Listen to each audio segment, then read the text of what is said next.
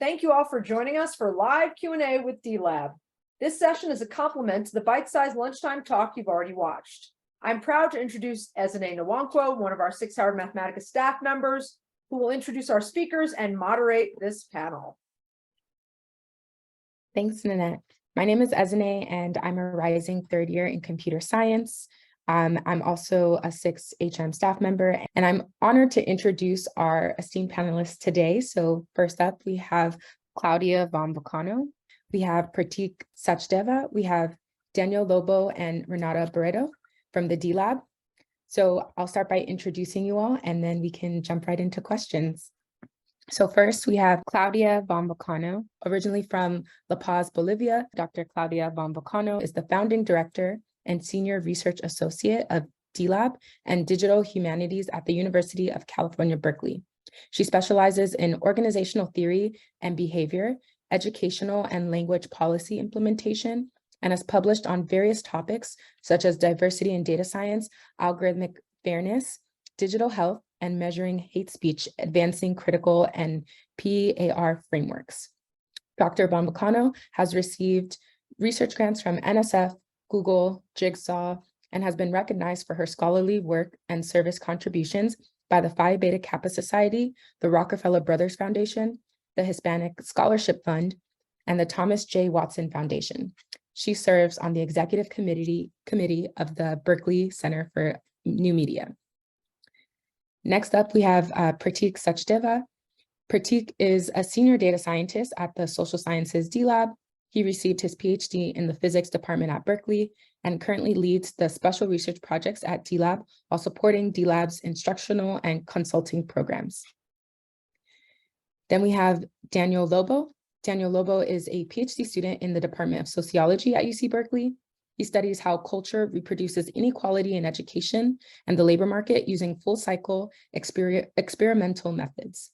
He is also interested in the longitudinal effects of upward social mobility on one's relationship with the family and the community of origin. Daniel holds a BA in social studies with high honors from Harvard College. And last but not least, we have Renata Barreto. Renata is a JD PhD candidate at Berkeley, where her research focuses on the harms caused by machine learning models on marginalized groups. She is trained in computational social science and has interned at Twitter and Facebook. She enjoys learning both programming and human languages. As you all may recall, we heard about Renata yesterday at our discussion with Very CSS. So thank you all for joining us today. We're really appreciative to have you here, and we're excited to chat with you. And so this first question goes out to Claudia from one of our alum, Andrea. How has the work changed over the course of 10 years of existence? And what were the most impactful moments from your perspective? Thank you so much. First, I just want to give a big shout out to Nanette, and I'm so happy to be here. I'm so happy to have my team here. Gosh, you know, it's such a great question. I think that we're going from incubation to startup to now becoming a more established center. The changes in technological advances have been vast. When we started, we were really, to my knowledge, one of the very first organizations that was doing data intensive analysis that was optimizing the use of these computational tools. Data science was not the term du jour. It was not the words that we would use back then. So it's a lifetime ago in many ways. I think what has persisted is that the heart of who we are is our graduate students.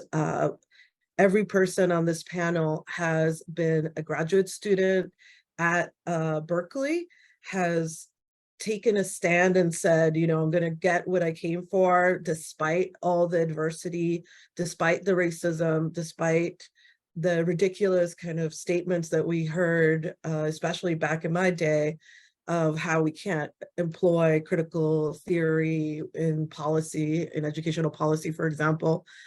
So we confronted a lot of barriers, and we've seen, for example, Prudence Carter at the School of Education make a huge transformation of how we absolutely can bring our whole selves into the work that we do. And so I think that there's been some really positive ideological and methodological changes that have that we have, helped to forge as well. And, we're continually interrogating, okay, well, what is next? Now we have a partnership with OpenAI where it sounds like a lofty goal, trying to democratize the development of AI models and to really think about biases and diversity in the context of this monolith that is upon us, that is, dominated by 5 large corporations, global conglomerates that really could have a very damaging and have had a very damaging impact.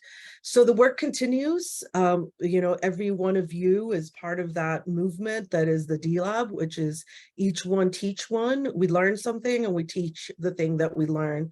None of us felt like we belonged. None of us felt like we could do it at first.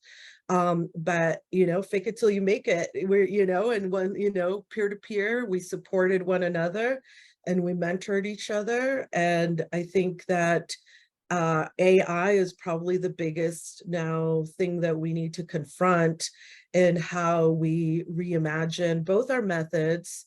We make sure that we're human-centered and that we continue to be thoughtful about interpretation, analysis, and criticism. But I think that in many ways, we are, the same, radically diverse, striving for that diversity continually. And we've grown massively. So we've duplicated in size and increased our reach. So a lot to celebrate and a lot to confront in the future. Thank you so much for that question. Thank you so much for that answer. I mean, it's really amazing to hear about all the work that you all are doing and your new partnership with OpenAI. I think the combination of working with industry that are creating these tools as well as and working with communities is like super important. And so that's really amazing that you all are doing that work. This next question is for Daniel. So though there was no significant effects for race and gender for disengaging in the course, was that effect surprising based on the population you studied, or were you expecting any different results than what you saw? Thank you for that question. And there's some construction going on my street, so I hope you guys can't hear that. Yeah, this is definitely a surprising finding for me personally, especially because we've been studying this course for a few years at this point, and have been conducting focus groups with students throughout that time. And certainly we were hearing experiences of racially, ethnically based experiences of discrimination in the course. So I guess part of the story of the paper is to highlight that at least when it comes to unenrolling from the course or dropping out in more pejorative terms, perhaps, we don't observe these sort of racial patterns and that specific phenomenon. It's more of a class-based phenomenon. But that doesn't mean that in experiences of the course or even in interests in data science that we might observe some racial differences. So I think that's important to keep in mind. And so I think the other part of the story is that compared to other large introductory STEM courses at Berkeley, that Data 8 is doing well in both racial and gender parity. So, we're observing class-based disparities in unenrollment, but also seeing that compared to some other STEM fields, that data science might be making progress in terms of attracting a more diverse set of students and helping them to be successful. Yeah, and just maybe if you could quickly summarize the study for those in the audience who may not know about the study you all conducted with the Intro to Data Science courses at Berkeley. Sure. So this study was interested in causes of unenrolling from this large introductory data science course, Data 8. And so to answer this question, we leveraged administrative data from UC Berkeley, as well as a survey that we administered to students who had unenrolled from the course to understand some of the reasons why, as well as in-depth interviews with students who had unenrolled from the course. And so we found statistically significant differences in unenrollment rates between students who identified as first-generation college students and those who did not, as well as students who identified as community college transfer students and those who did not. So we're arguing that this is a sort of class-based story of disparities in unenrollment from the course. And what we identify as the reasons for this disparity is that students who unenrolled cited that the course workload was a bit excessive. So it was hard for them to keep up with the material and to leverage different resources in the course to be successful, as well as time conflict. So not being able to devote the amount of time needed to master the material because of other commitments that they might have had. And so we're arguing that it's sort of a cultural capital disadvantage that students from these backgrounds might be facing in these kinds of large courses and how the resources are structured for them to be able to take advantage of them, as well as a sort of social embeddedness disadvantage where these are the peers who are, or these are the students who are much less likely to come into the class with a network of peers who are taking various STEM courses at Berkeley and might be able to help them find success in this course and to ultimately continue through the discipline. Yeah, thanks so much for sharing. That's really important work that you all are doing as like data science grows and just becomes its own discipline essentially. And so I'm also curious how easy or hard it was to work with the university to get the data that you all used in the study. And then if there are maybe like one or two recommendations that you have for the university to kind of try to mitigate some of the effects that you all are seeing in terms of like this kind of social capital for students, and yeah, just things that educators can do to address some of the issues that you saw, if at all. Yeah, that second question is intense. I don't know if I can answer it yet. In terms of the first question, and Claudia probably has more insight on this because she was a part of the start of this project. I sort of came in as it was ongoing. But you know, it's an NSF funded project. So I imagine that folks at institutional research were sort of involved at the grant application stage. So getting buy-in earlier on.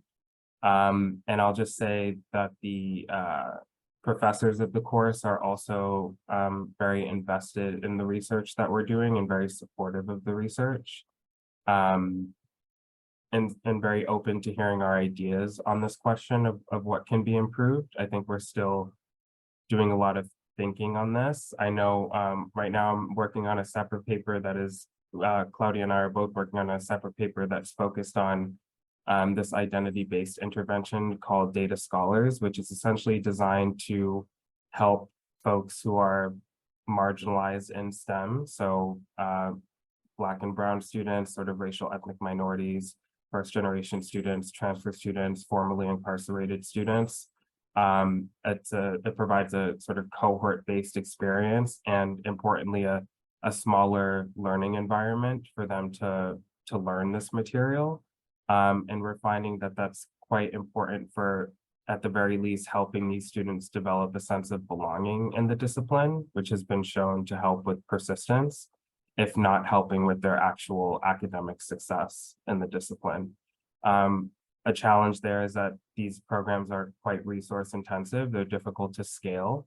So that can't really be the solution to like grow that program in particular. I think what you need to do is figure out a way to take some of those instructional practices and just the benefits of being around similarly disadvantaged students in this elite university. You have to find ways to replicate that experience in the general larger classroom environment for minority students. And that is, in my mind, easier said than done. So it's not the best answer to your question, but I think that's part of the starting point. If that makes sense. Claudia, I don't know if you wanted to jump in as well. Yeah, no, I think, thank you so much for that thoughtful and really on point response, Daniel. Yeah, I think first of all, in terms, a very good question. In terms of securing access to data, it was a really eye-opening process for the NSF-IU's Data Science at Scale proposal writing, where it really came from the top policy makers at the university. It initiated from our principal investigator and co-investigator, Dave Harding and Rudy Mendoza. So those two people, in addition to Catherine Carson, who was involved at the beginning, galvanized and brought a lot of heavy hitters, including the chancellor, into the room. And so we had buy-in at the highest level. And so going into the proposal, we had already secured institutional research and other data that we were going to be able to access, which was really the key. But I think the really neat thing about the Data Science at Scale project is that it also involves a foundation of so many different undergraduate and an undergraduate advisory board and graduate students. So it really is a coming together of the whole community, and just, yeah, that relationship with the institutional research person, just developing that personal touch. In terms of and ongoing communication with IRB and also with institutional research. In terms of what we could do, I think the Data Scholars Program is a great, a strong program. And I compare it to Chris Gutierrez's third space sort of theory of being able to create a safe space for our minoritized communities that are marginalized in the mainstream classroom, where the first and most important thing is emotional safety, where there's a support structure for, we all experience that imposter syndrome, we all experience that sense of anxiety if we don't come from families that have gotten college degrees, et cetera. And so that's the first thing, and that's the prerequisite, in my opinion. Is there's another paper that I'm starting to conceptualize that really, that's the premise. I think that there's in STEM kind of a desire sometimes to jump to the drill and kill, to homework completion, to homework support, let's get the nuts and bolts, basics piece first. But I really think that there's a very strong argument to be made that we can't even think clearly until we have that emotional safety, and that also we're addressing the academic bullying that is happening in the larger STEM classrooms that is severe. And it includes harassment, it includes just really suppressing our communities and not allowing our communities to feel a sense of agency and voice. And so I really think that the D-Lab has a great model for this at the graduate level. We also have undergraduates, but really I think we have something at the graduate level that could be replicated, hopefully. And the D-Lab was part of initially creating the Data Scholars Program. So we're infusing those different elements again in terms of cascading mentorship. So as graduate students, you all are such important mentors to the undergraduate students because you've accomplished what they all want to do, right? And so infusing that mentorship component, and we can't put aside things that are implicit and known by mainstream students, but completely unknowable by many of us who may come from different countries or different contexts. And so what are the career possibilities? What are the courses I need to take in order to make that happen? And to do that in a really demystified way and in an open way that it's okay not to know, which is our D-Lab ethos. Thank you so much for both of your responses. Like as someone who's kind of gone through some of these classes, not at Berkeley, but at other institutions, it's like very scary how much they try to kind of weed people out. As Nanette has mentioned, some of the classes at Berkeley, like organic chemistry, are meant to scare people from pursuing that discipline, from becoming the doctors, becoming the mathematicians that they dream to be, aspire to be, but are unable because these classes are actually doing the opposite and pushing them out. And so it's already challenging material, and then to have that even more push to get out of the field, it's just unwelcoming and just really. I would love to hear your answer to this question at some point. I know you're. Oh wow. Okay, yeah, we can talk offline. I have many answers, many thoughts on this topic as someone who's definitely experienced this firsthand. So yeah, we can talk offline. And so I'm gonna ask, my next question is geared towards Renata. So you had a lot of work on social media platforms and content moderation. And so just wanting to ask you if you could kind of just summarize your projects for the general audience here, and then also curious where your projects are now and what you hope to accomplish kind of in the future for if you have any future works for these projects.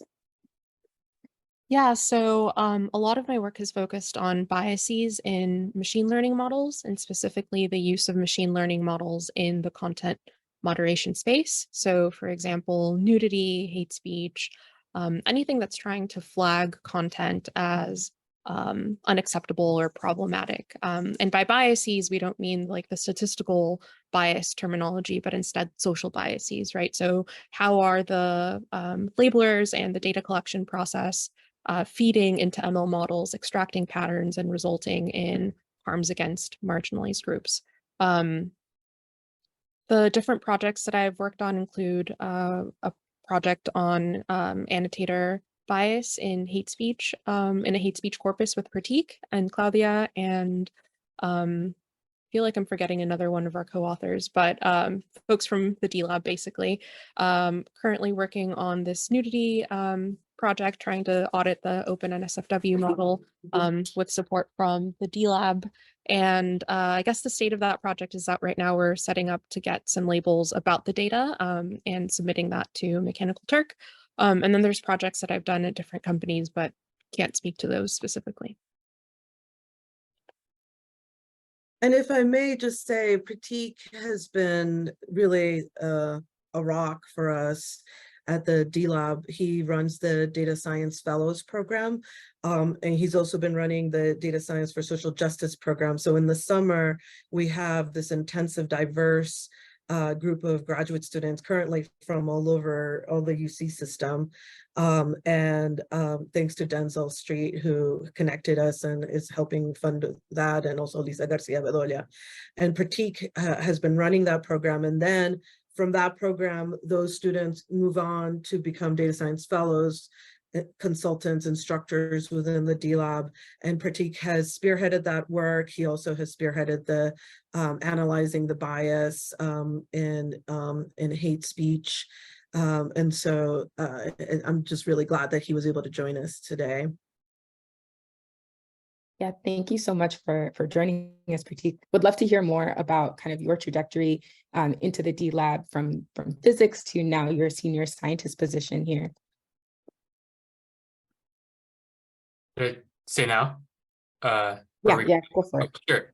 Yeah, I've had a weird academic trajectory. I think it kind of speaks to that. There's a lot of opportunities you can take in academia, and you could be surprised where you end up. But while I was doing physics, I ended up doing neuroscience research, because that's a whole nother story. But while doing neuroscience research, I ended up using a lot of machine learning techniques.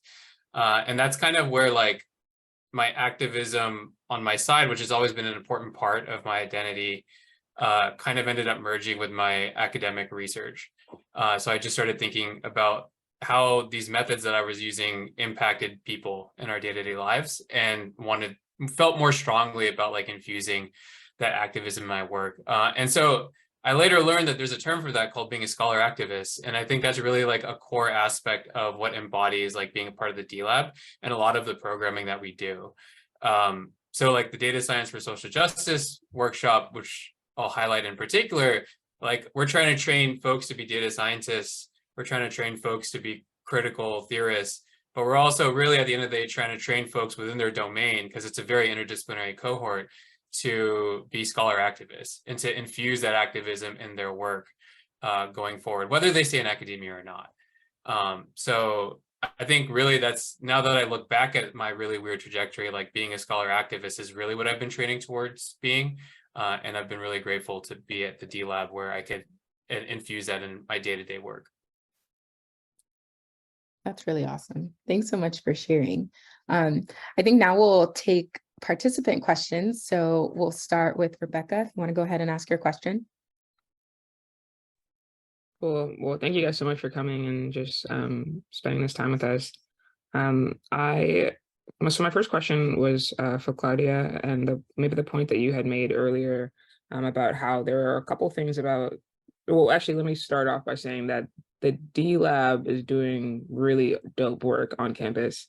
And I will say, I taught the political science, like intro to methods class, and the undergrads are always super scared, but we actually use the D-Lab sort of like statement at the beginning of the class to just sort of disarm everybody and just say, hey, listen, like this is a space that we're trying to make as safe as possible so people can enter in. And for a lot of students, Berkeley's undergrad population is pretty mixed. There's a high percentage of transfer students. For a ton of students, like it's big for them to hear that coming from the instructor. So I just want to say thank you guys for doing that work, because it doesn't feel like it's a super open space. So the first question I'm going to direct specifically towards Claudia, and maybe you can just speak, because you were mentioning a little bit about how there's something about Berkeley's institutional context that made the initiatives that you guys are trying to put forth a little bit more well received.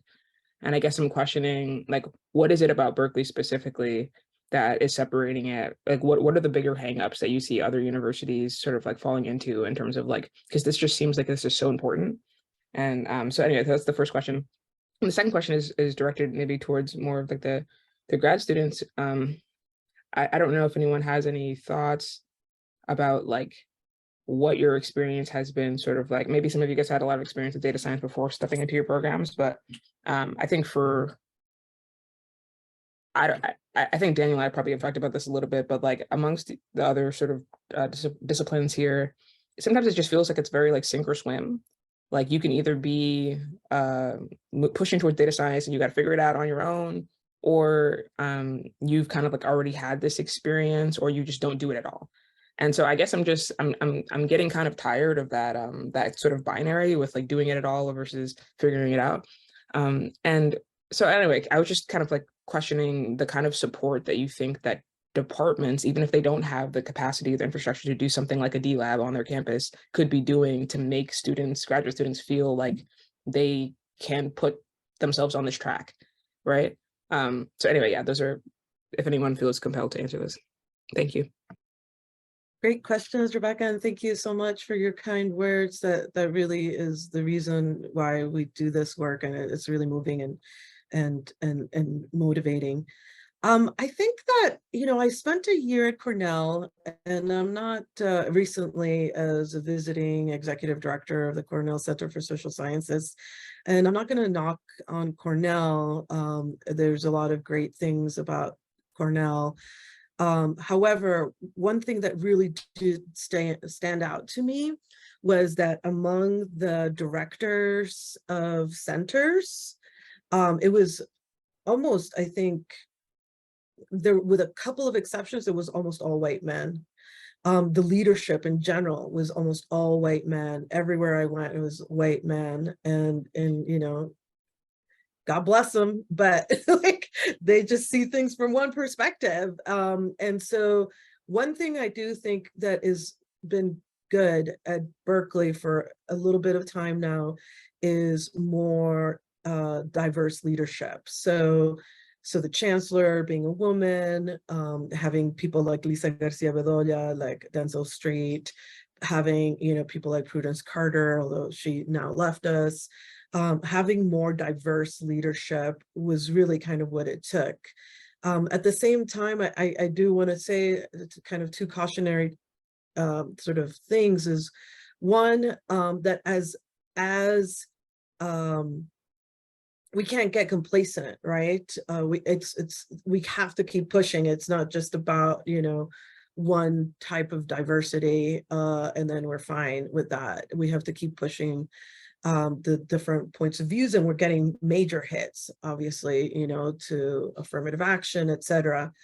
But secondly, also, as data science becomes institutionalized as a domain, as a field, we also can't be complacent that data science is going to continue to be interdisciplinary and open. I think that I'm even going to be as bold as to say that I think that I start to see some of the sort of traditional STEM patterns manifest in data science, right? And so we really have to fight against those. And just one quick point to your second question, AI is really opening up the field, I think, for a lot of us that don't want to be coding from scratch and, you know, want to be experimenting. So I think that there's a lot of opportunities in the horizon that we're not necessarily open for a few years.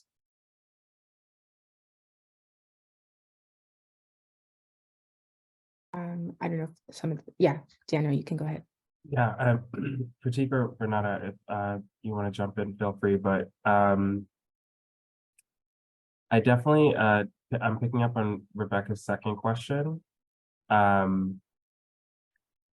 which is essentially how can we, what I'm reading is how can we, because I'm coming at this, I came to grad school with no data science background. I had picked up that like data science was, I was seeing it a lot more. And so I knew it was a skill set that I wanted to develop in graduate school if I had the opportunity. But I will say that it has felt very, I mean, the institutional support has been that, and particularly my advisor, David Harding, is like oversees this computational social science training program, which was my entry point in and was a very helpful entry point.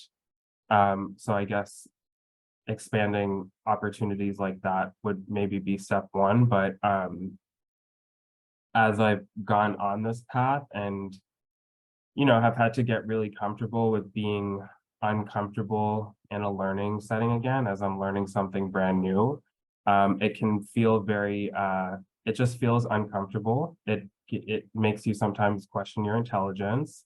And I've just noticed that,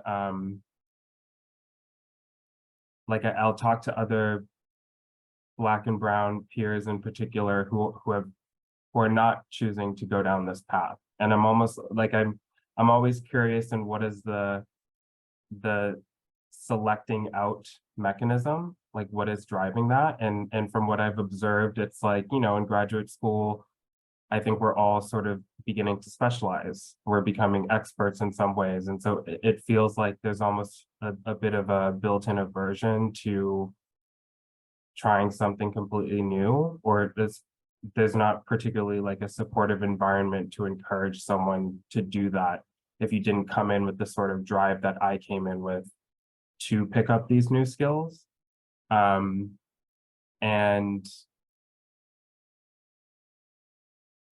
that's just what I've observed. I don't know if I have a solution, but I think about this a lot because it's just really important to get more, I think in particular, Black and brown folks into this discipline, particularly so that we can become teachers, so that we can reduce the discomfort that future Black and brown folks trying to learn data science will experience as they take on these new skills. And so I guess I just try to, when am meeting peers who are not really doing much in data science, I try to like, and I've had some of them say like, oh, how are you doing? Like that data science stuff looks crazy. Like, what do you like? Just disbelief that I'm trying this. And I'm like, I mean, I definitely don't know everything. I still have a ton to learn. There's so much to learn, but everything is open access. The D Lab is incredibly helpful just to have people that you can ask questions of in a very psychologically safe environment. So this feels like a huge resource on my particular campus to go down this path. And so just trying to, I guess, build that growth mindset, that confidence, and just like on an interactional, when I encounter a peer who is not interested in this, just trying to help them realize that it's not going to be super easy, but you can do this. I would be happy to help you. Like, that's just what I've settled on for what I can do within my power and what makes sense to me. But it's definitely an important question and one that I would like to come up with better answers for, if that makes sense at all. Just wanted to quickly shout out Daniel's blog post from last year on why Black representation in data science training matters. So if you, I think Nanette just popped it in the chat, so definitely take a look at that. And thank you so much for all of your thoughtful responses. Let's go to the next question. Kevin, if you want to go ahead and ask. Thank you very much for being here. Thank you, Claudia, Daniel, and Pratik, everyone, Renata. It's amazing to see the work you people do. Practically pleased by the fact that there is this drive to get colleagues and folks into this important field for everyone. So thank you very much. Daniel, I'm not sure if you are God, but you answered my question before I ask. So the question I wanted to ask is, how do you feel seeing Black folks that are not necessarily interested, but you know that this is what will help them, but definitely they just feel like they can do that? I wanted to ask that because being in a situation where I have to teach, and I realize that one thing is teaching and one thing is motivating people to learn.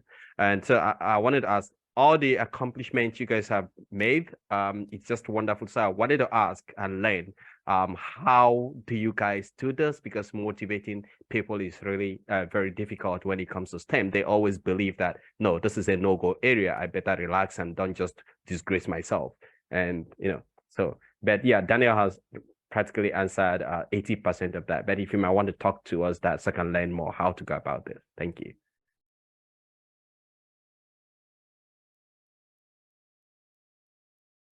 I would love to hear Pratik speak to this because I observe him do it every single day. I think it comes down to our motto, it's okay not to know. And like really every interaction we do has to embody that. I had imposter syndrome as a grad student. It took me like 5 years to figure out that like it is okay not to know everything. It's okay to ask questions. And so I really, really try and be cognizant of that when interacting with any student, really like all interactions. Try and find ways to put people in a position to succeed as much as possible, because I know I was there at one point trying to learn, whether it's data science or whether it was neuroscience or whatever it was for me. Yeah, it's okay not to know. It's okay to ask questions. It's okay to lean into the discomfort of not knowing something, because everyone was there at some point. And really, it's like pretty cool to like learn something for the first time. And also like making sure that you enforce it's okay not to know, like for all folks, right? I think like we can easily be like, it's okay not to know, but you like preferentially are it's okay not you're IOK and 2King like preferentially with certain folks, right? Like folks that are not Black and brown, for example, or folks that are men. So like being sure that like, yeah, like it's for everyone, and especially trying to uplift folks who are like trying to break into this space. Yeah. And I've really seen Renata also go from kind of peripheral participation at the D Lab to being a pillar in everything literally that we do. And I wonder, Renata, if you could speak to your experience. Yeah, definitely. So I started out at the D Lab taking some workshops when I was taking methods classes as a grad student and needed to kind of get more training, more background in programming. And I think that that motto, it's okay not to know, has definitely come through. I was trying to understand a lot of the technical aspects of machine learning as a social scientist, as a legal scholar, and it became way more accessible when I was able to speak to folks who weren't talking down to me because I had what are called naive questions. I think often in STEM, there's a culture of superiority through knowledge. And part of what I see happening at the D Lab is a complete deconstruction of that we're all on a different journey at different steps of the journey, and we're learning together. In a lot of ways, it encapsulates the relationship that I had to learning in undergrad at Reed, where it was more for learning for its own sake, learning to achieve a particular social goal rather than to kind of bolster one's ego and so on. So yeah, I think D-Lab has been instrumental to my growth as a scholar and also my ability to break into the tech sector as a research scientist. Thank you all for sharing. Let's have Jacqueline with our last question. Okay, thank you. It's a pleasure to know your work, know the diversity, the intercultural aspect of the D Lab. And I would like to know if inside the D Lab, if you have some services for support mental health of your students and researchers. I would like to know what kind of activities and strategies that you have inside there to support this diversity community that you have there. And just for Renata, I would like to know how it should be a feminist data scientist. Thank you. Renata, why don't you start? Yeah, definitely. I think sometimes it's an uphill battle depending on the spaces that you're in. I've started seeing more of this kind of feminist perspective in data science coming through the last couple of years, specifically within academic spaces. A lot of my collaborators take on a feminist lens, but I think there's also a real tension because data science is about reducing things, abstracting out. And I think a lot of feminist thought and a lot of feminist frameworks are more about nuances and specifics and context. So it's something that I'm constantly grappling with and trying to figure out ways of acknowledging the limits of data science while not taking away from the legitimacy of my findings, making sure that we're including perspectives that are not just coming from a quantitative lens, but also interpersonally or socially. I think it means trying to be a leader because I speak to engineers all day long and they vehemently disagree with ideas around positionality. So trying to kind of infiltrate that and trying to make sure that that perspective is out there takes time and it takes a lot of patience. But I think in the end, it's a worthwhile aim.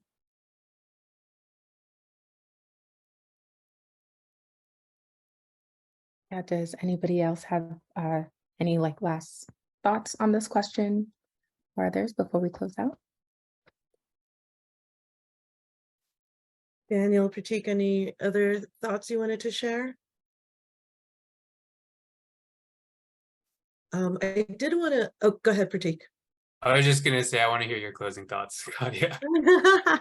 I love the fact that we're closing on the mental health aspect because, well, both because the D-Lab is really committed to equity and health and thinking about equitable design, privacy and data return, not perpetuating stereotype and bias, and addressing structural racism head on, but also because we're all people and we are all kind of physically breaking down at different points in time because we're all working way too hard and doing way too much and carrying too big of a load.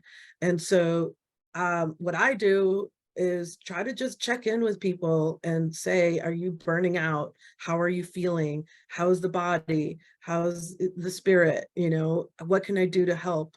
And always leaning into saying, you know, to finding a new way. Recently, there was a student who wasn't able to make, you know, fulfill a commitment that they had made, and they thought that they needed to drop out, and finding alternative ways to open up the, you know, the opportunities is really the way that we try to operate. There is no such thing as dropping out of the D Lab, you know, where you're always, once you're connected to us, you're always going to be connected to us.